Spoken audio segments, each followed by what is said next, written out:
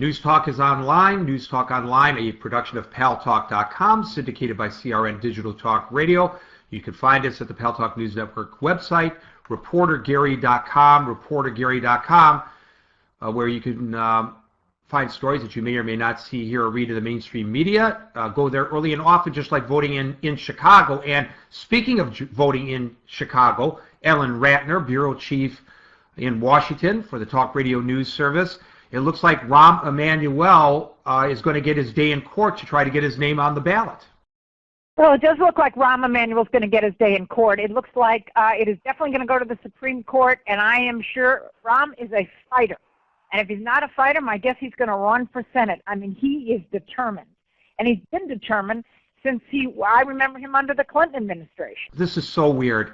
Imagine you are a U.S. Senator representing Chicago or a U.S. Congressman representing Chicago, and you spend 6 years or 2 years out of the home district in a residence in Washington, D.C., representing the people, and then you come back to run for re-election and they say you're disqualified for running for election because you've been living in Washington, D.C. You're no longer a resident of Chicago. I mean, that's basically what they did to Rahm Emanuel. I predict he's going to win. Well, I'm not surprised. I mean, Rahm, again, has a reputation for winning in pretty much everything he does, but he's a tough character. Oh, yeah, he is a tough character, as we found out when he was Chief of Staff for the President of the United States. So the State of the Union is tonight, and the President is going to talk. Tonight. Very interesting people in the First Lady's Medal of Honor winner, the man the young student that saved Gabby Gifford's life, the physician, as well as a very interesting 16-year-old.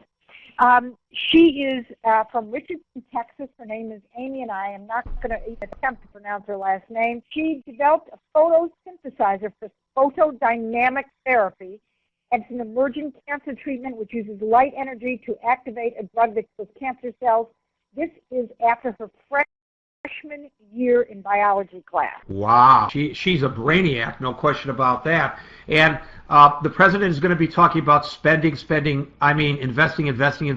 and the Republicans for sure are going to be talking about austerity in their two rebuttal addresses, one by a Republican representing the Republican Party and one by another Republican, Michelle Bachmann, representing the Tea Party.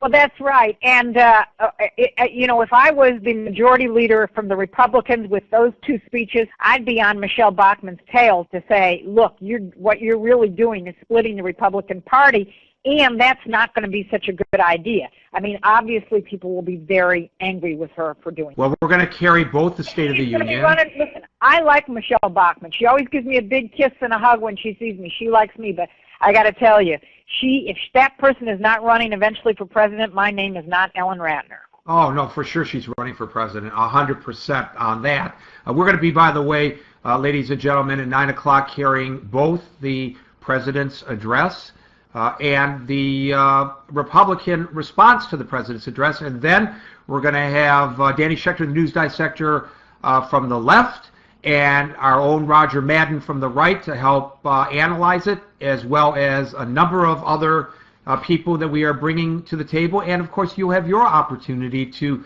speak as well. And the interesting thing in this post-Tucson shootings environment that we have is that a number of members of the Democratic Party are going to sit on the Republican side and some Republicans on the Democratic side. And the head of the axis of evil, from the standpoint of the Republican Party, Nancy Pelosi, is going to sit down and actually rub elbows with a Maryland Republican during the State of the Union. I think that's absolutely grand, and I think actually that there needs to be a lot of this. We need to stop seeing them jumping up and down like jumping jacks and programmed seals.